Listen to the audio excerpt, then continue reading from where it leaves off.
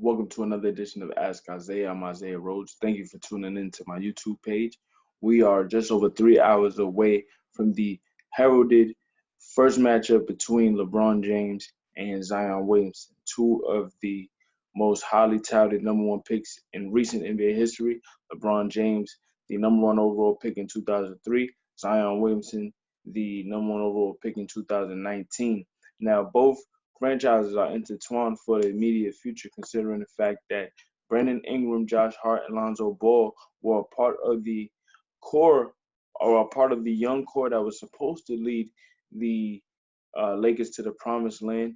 But with LeBron James coming in and obviously in a win now situation, they were able to parlay those three young assets into Anthony Davis. And there was some controversy behind how all of that came together. Nevertheless, the Pelicans were able to turn that around and get Zion Williamson out the deal.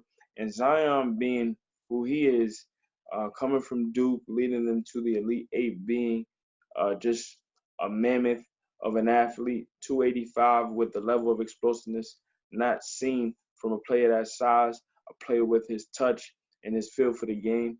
He's obviously going to be a potential great. Nevertheless, though, the Pelicans had to survive the first 44 games without Zion due to a torn meniscus in the preseason.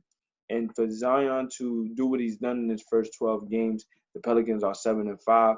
He has them in a position to battle for the eighth seed. They are 3 games behind the Memphis Grizzlies, who are coming off a tough loss to the Los Angeles Clippers. And they're dealing with a myriad of injuries as well, including to their second star, Jaren Jackson Jr., who's going to be out for an extended period of time. Dealing with those things and the toughest schedule in the West down the stretch, Memphis is going to be in for a world of trouble if Zion and the Pelicans get rolling. They played they played the Lakers in 2 of the next 3 games, so we're going to get to see both teams match up and see how Zion deals with the pressure of going against a player like LeBron, like Anthony Davis, and the number one team in the Western Conference. Now, Zion, to his credit, has lived up to top billing. I mentioned being 7-5 in games he's played. He's averaging just under 23 points per game, just over 7 rebounds per game, and he's shooting 59% from the floor. He's averaging just 15 shots per game. And for Zion to do what he's done at 6'6", 75% of his shots come within 3 feet of the rim. He's making 69% of those shots. So for a player to be able to understand his area on the floor and really be adept to how to maneuver around grown men and finish against players that are taller than him, he's much bigger than a lot of players, but to be that size and be explosive in the fashion that he's been has really changed the game for the immediate future. I'm sure teams will adjust to how he's played, but they have to. Usually, a rookie has to adjust to the league. Right now, the league is adjusting to how he's played, and for the Pelicans to have a player like Brandon Ingram, who made his first All-Star game this season, to come into his own and get that type of exposure and be a featured player, to have to adjust his game to how Zion has played and how he's coming and just really taking over the league, is going to be an adjustment period. But so far, with Zion on the floor, the Pelicans are plus 13, and when he's off the floor, they're -3, negative 3.6 points. So he's definitely making a tangible impact, more so than anything, though, when you compare how he's been able to just be efficient. I mentioned the 59% from the floor. He's on a stretch where he has 8 consecutive 20-point performances. Not only does he have those 20-point performances, but he's 1 game away from the bottom record of Carmelo Anthony, who had 2 non-consecutive game stretches of 20 points per game in his rookie season. Both players were 19 years old. Zion won't be 20 years old till July this year, so he's definitely young. But Zion he isn't just a player who dunks all day. He's figuring out how to get shots in the post, how to figure out how to finish with his right hand at the rim. Obviously, he's a left-handed player. The majority of his moves, he goes left, but he's figuring out how to maneuver through the baseline, how to flash through lanes. Um, Similar to Shaq, they both finish at the rim at a high level, but for Zion, he's able to create off the dribble in some respects as well. So you have to respect that part of it. For the players around him, Ingram is adjusting. He's going from 24 points per game average this year. His numbers are going down. He's shooting 44% with Zion on the floor compared to his 47% for the season. His scoring is going down to 20 points per game, but the Pelicans are finding ways to win. And even in the games that they've lost tough games to Spurs in Zion's first game. They lost by 4. Prior to the All-Star break, they lost a tough game to Oklahoma City at home. Zion had 32 points. So even when they lose, Zion is finding ways to keep them in the game and be very, very efficient. For Zion, he's the first rookie to have 4 straight games with 25 points per game and 57% shooting. The first rookie since Michael Jordan. And he's the 4th rookie since the NBA merger to have 4 straight 25-point performances on 55% shooting.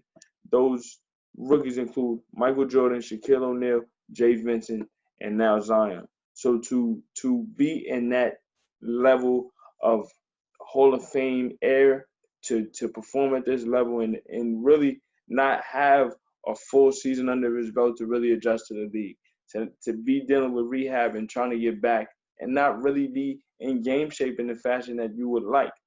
Being 285, there's question as to whether he weighs more than that, but to be 6'6" and 285 and be that explosive at the rate that he is amazing. I mentioned the fact that him really, putting the Pelicans on his back at this juncture of the season could be a lot of pressure, considering the fact that you're trying to push for a playoff spot. But considering the fact that the Pelicans had such a top-heavy schedule early, with so many teams being on national televised games and wanting to see him, obviously him missing those games, they kind of back into a soft patch to where it could help them, and he's standing up. Now, if you compare him to LeBron James' first 12 games, they're very similar in terms of shooting from the free throw line. LeBron shot 62%, Zion shooting 60%. From the field, though, I mentioned Zion's area of expertise being at the paint.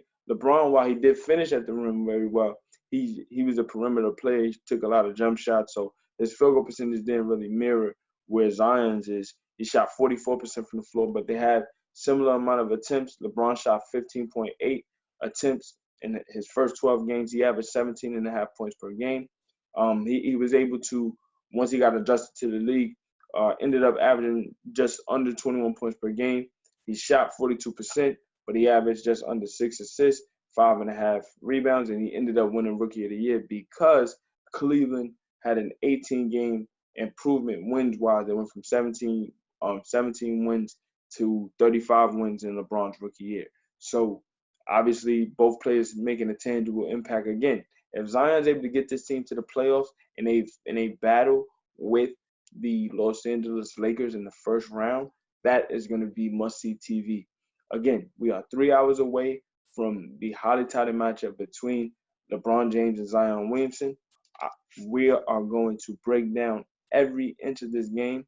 Once it's over, I'll be back to provide you with all the analysis. And I'm sure from Zion's standpoint, he's been having to deal with scrutiny for a while now. And obviously in the social media era and him building this legend way before he even went to Duke, living up to that standard, going to Duke and performing at a high level, he's been able to perform. But again, playing against LeBron James, national TV, you never know. Will he be starstruck? Will he live up to the moment? I'm guessing he will.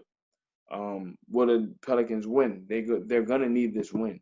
They're going to need it as much wins as possible. Right now, according to 538, 538.com, they have the odds of the Pelicans making the playoffs at 67%. So considering their schedule down the stretch, obviously the next couple of games are going to be tough because they're playing the Lakers in 2 of the next 3. But nevertheless, you want to try to steal some games, whether against tough competition or not. You want to put forth a great effort and really stake your claim in what could potentially be a tough playoff matchup for the Lakers in terms of the Pelicans' youth and just not having a matchup against a player like Zion, like we've never seen anything like him before. So this will be a must-see TV. Tune in again. I'll be breaking down everything. So I'll be back with much more. Thank you for tuning in. Leave a like, subscribe, leave a comment. Let me know what you think. And again, we'll be back with much more. I'm Isaiah Rose. This is Ask Isaiah. See you soon.